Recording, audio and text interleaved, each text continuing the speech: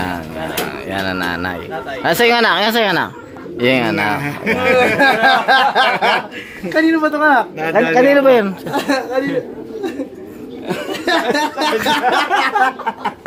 Ayan. Pure Bandem bro. Nabudol.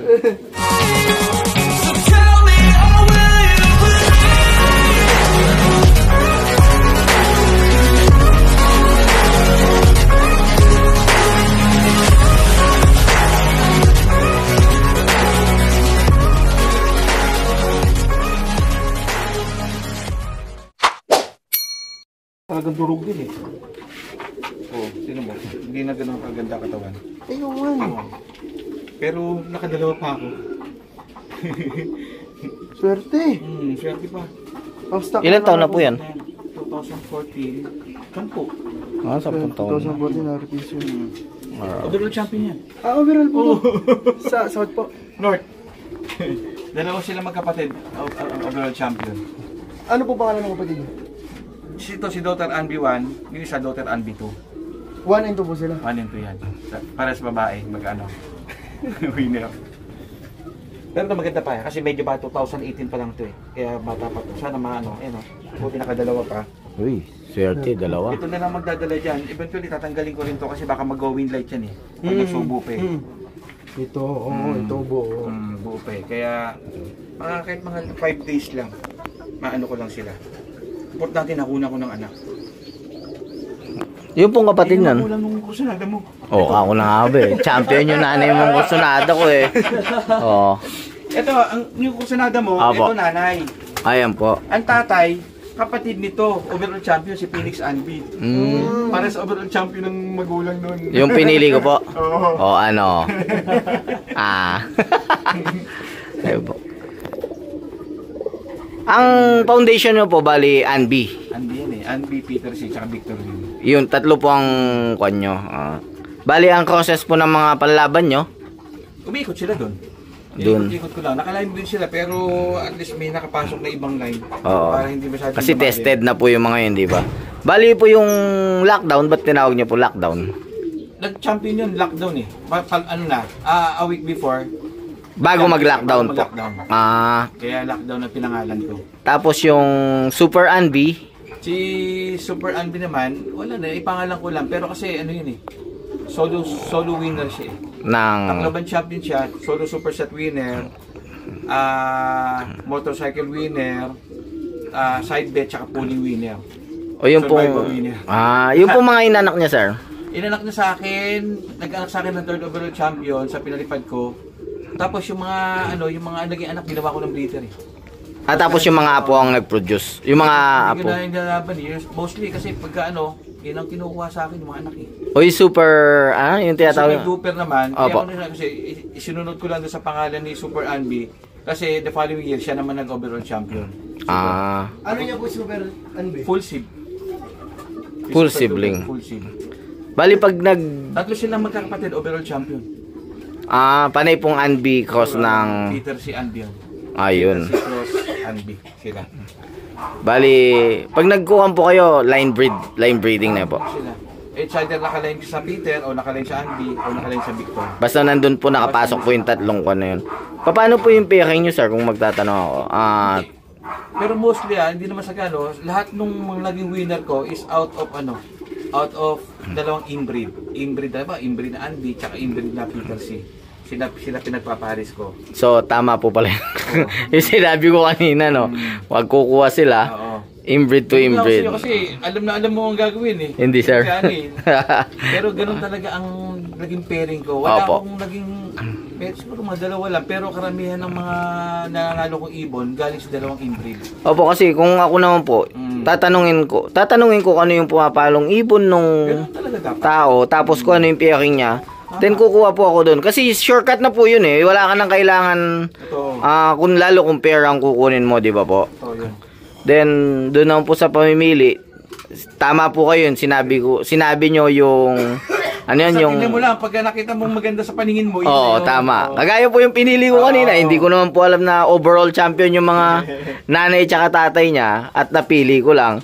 Pero sabi ko nga, basta may kumindat sa akin. Ibig sabihin niya kasi Siya na yun. may eye ka din sa pagtingin ng ibon. Kasi hindi naman lahat, walang may ganun eh. Hindi lahat may ganun.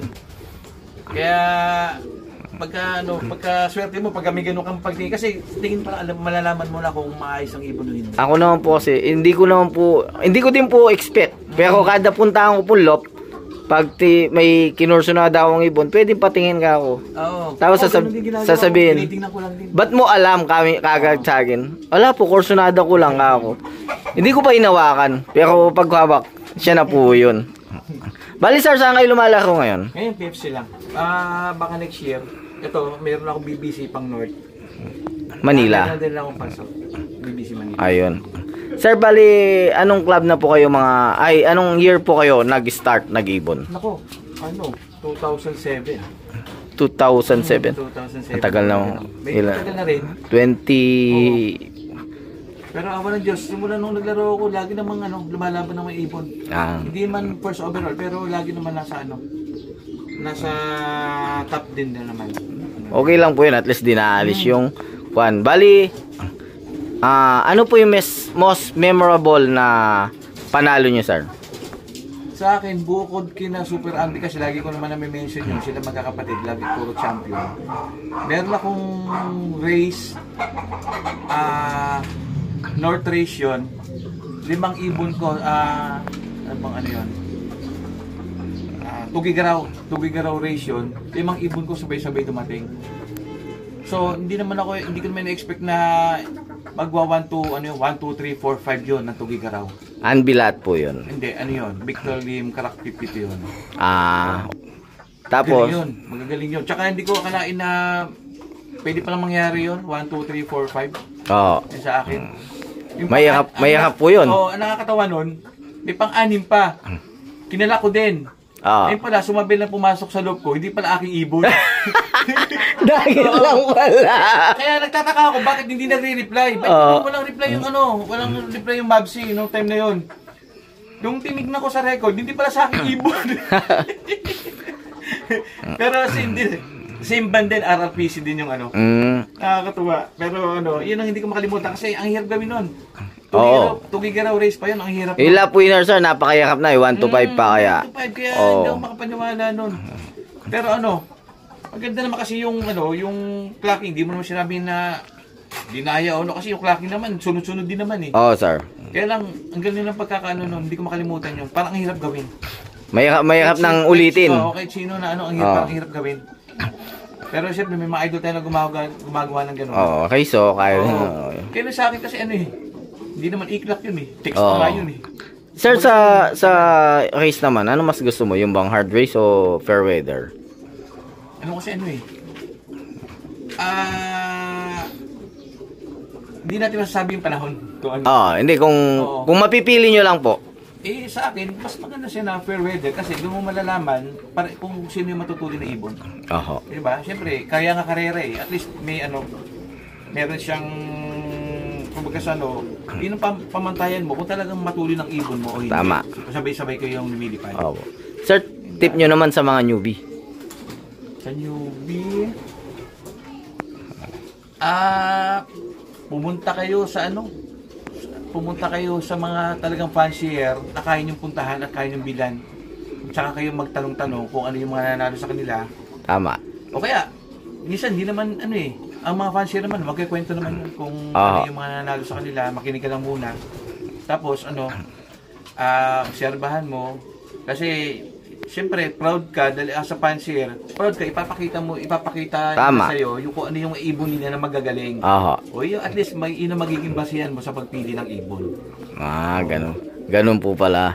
Bali, sir, Tapos tignan mo sa mata. Yung nagbebenta. Tama pala yun. Pag fancier, hindi makatingin sa'yo ng diretso at lagi yumuyo ko na ako. Medyo mag-isip ka nun. Ayun naman pala. Yun pala ang kwan ni sir. Ayun yan lang, siyempre, may mga fancier na wala naman time na pumunta sa loob ng fancier. Honest na lang. Dapat maging honest ka lang talaga din sa akin. Kasi sir, binibili mo din naman ng mahal yun. Tama yun. Sir, sa mga newbie o sa mga kapwa fancier natin na makakapanood nito, Tanong ko lang sir, nag-out din po ba kayo? At Anong time ng pandemic, talagang halos inang naging libangan na lang din ng nakapag-out din at hindi lang Pero ngayon kasi hindi ako masyado nag-breed ng ibon. May gustong kumuha sa akin, ang sabi ko nga sa magbi-breed ako ng panlaban ko ngayon. Kung gusto nyo, ina lang kasi naman ang personal na panlaban ko ginagawa ko. At alis kung magpapabreed kayo ng pang materialis talaga, pwede naman. yun. Bale, sir, kung kukuha sila sa inyo, ano pong FB account nyo? Pakaalam nila? Sa akin, Melchor Galotero naman ang nakalagay doon sa ko talagang personal account ko din yun. Tapos, yung may nakamotor yun. Ayun. Pwede naman kontakin anytime. Ayun. Anytime, 24/7. Ano naman ngayon magbe-breed ako ng panlaban. May mga nagpapasising sa akin, ilalaban daw nila. Sabi ko, ang ginagawa ko na lang, kung ano yung panlaban ko, doon ko na sinising-sing, hati kami lagi. Ayun, tama po yun. Okay.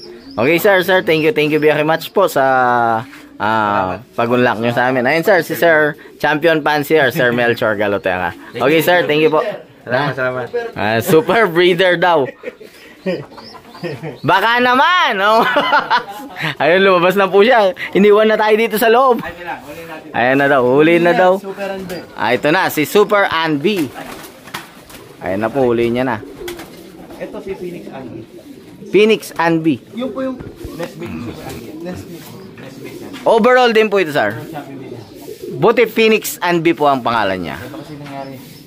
Hindi pa, taga kayo, no? Tarlac. Kaibigan ko si Phoenix Empire Loop. Taga Pampanga siya. Oo. Na kasi seaman yun. Yung time na nilalaban ko yan, nahirap ko sinabi niya.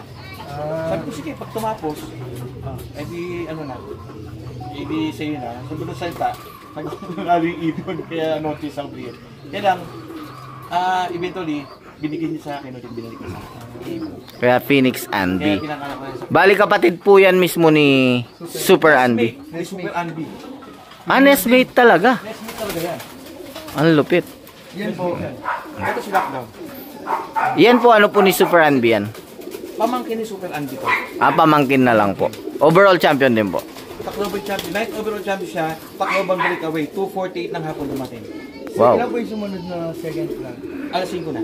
Daybird po. Oh. Alas 2:48 ng hapon. Uy. 8 minutes, 8 minutes pa ang ang sinayang dito sa akin yan. Hindi kasi pumasok agad Ayun. Kaya abot-abot ang kaba ko dyan Ayan o. Kasi, siyempre, pangit ng lokasyon ko Sigurado may kasabay siya. Ang ganda Masisipa. Then, Super Anby. Yan mga kalapatids. Super Anby. Ito kasi solo winner to 37 kaming 37 kaming live dyan. Siya lang naka-live. Idol Kebs? Ito yung isa sa idol ko na ibon sa Philippine region industry. Ano pang hinihintay mo? Sabi nga ni Ex Machina, kunin mo na, baka kunin pa ng iba. Ayan Ilan taon na po yun, sir? 2015. 9 years old na rin. 9 years old na. Ito yung kapatid niya. Ayun, magkapatid. Nesmate. Pakayas na kak, no? Ganyan yung mainit, di ko nakikita Ayan. Yung nanay nito, pares sa manhin. Yung po? Yung nanay nito, pares sa manhin. Pares winner. Ang nanay nito yun Sabi po nila pag pakayas na kak, pakayas na hen, producer daw po yung kwan. Oo. Tingnan mo. Ba't alam ko kaya yung mga yun, no? Nananaginip lang ako nung napanaginipan mo yung mga yun. Pero sabi po nila talaga yun. Lahat ng halos lahat sila, kundi dalawang hen. Oo. Sila. May Saan napunta dalawang ako naglalabas Yan, sa akin merong palabas ako ngayon dyan, dalawang hen, tsaka dalawang cat. mas nagpo-produce po pag ganun, di ba? Oo. Kaya lang, hindi mo malalaman kung sino dun yung magaling Oo. flyer, tsaka magaling Kasi po, pag hindi naman good flyer, ibig sabihin, good breeder, di ba? Tama ba, Boss Kevin? Oo, yun. Maganda ba? Maganda ba dun sa nakita natin kanina? First drop mo. Ay, matatalas mata nyo Ayan mga kalapatids. Ito kakaiba. Tsaka ito, nagganap sa amin na third speed dun sa Wando Praise. Ano nila kung mo ng kwan? Ano pong kwan? Complete locking. Sa EDL. Ideal po. Third speed yung pa ito, complete locking ano. Yun o. Oh, ano? Actually, mas pogi ito eh. Kaysa dito. Oo, Oh. pati sa katawan. Mas paborito ko to kaysa dyan eh. Kaya kasi ito, ibang Ay, record ano ito. na. Nakinig mo? Mas pogi daw to. Ayan ha. Sir, di po talaga kayo nagsisinungaling. Mas pogi daw. Mas pogi daw po ito kaysa dito sa mga ito. Ayan. Diba napakaganda. Ang ganda ng pakpak ko. Tsaka taklo ba nito? 1,028 Yung speed niya. yung speed niya. Kaya lang, tinalo nito. Ito, 1,115. Oh. Oh. Breakaway. Pero hindi po sila magkakasama. Pamangkin niya lang. Hindi po sila magkakasama, no? Iba-ibang... Ganun din si Super Duper. The following year, Tacloban din. Dalawa lang kami nag-Daybird. Si Super Duper. Ayun, oh. Ayun mga kalapatids. A few moments later. Tatay ng Babuyan Champion. Ay, ano? Inbreed ng Babuyan Champion. Ang ganda, oh. BDB. Vandenbroek po. Yan. Then yung nanay. Baka talaga, Boss Derek. Oh. Oh, lupit. Sino? O yun, oh. Pandingit lang yung ano rin. Oh. Tignan natin, nanay. Hindi po itong nanay. Nakakalat lang po. Ayan po, hinahanap na yung nanay. Di na mahanap.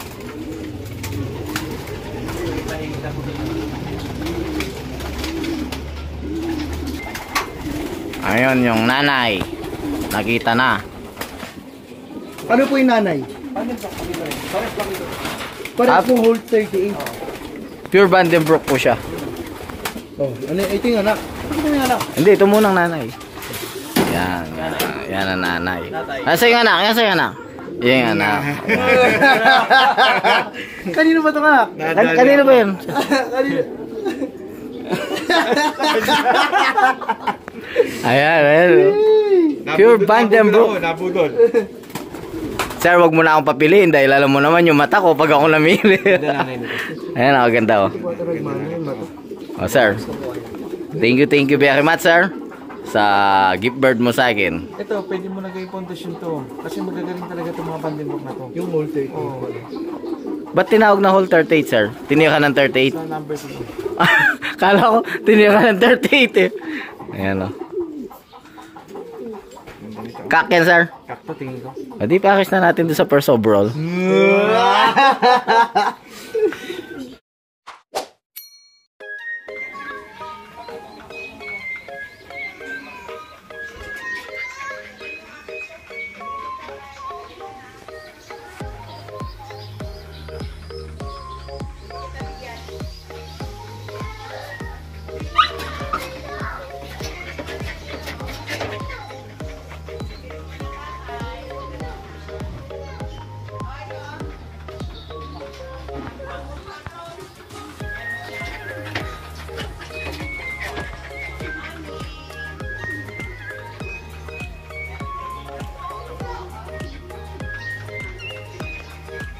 Mga kalapatids, grabe magpa-pizza si Sir Melchor. Napakalaki. Kahit hindi ka na mag-lunch. Ayan, oh. Sipin mo, 4 lang kami. Ayan, oh. Banat na. Oh, talagang malaki lang talaga ang mga pizza dito sa kanila. Yun mga kalapatids, kakain na muna. Yung mga kalapatids, paalis na po tayo. Oh. Sir, thank you po. Thank you sa bisita. Okay, sir, thank you po. Ayun mga kalapatids, at pauwi na tayo sa Tarlac. Bye. I can fly.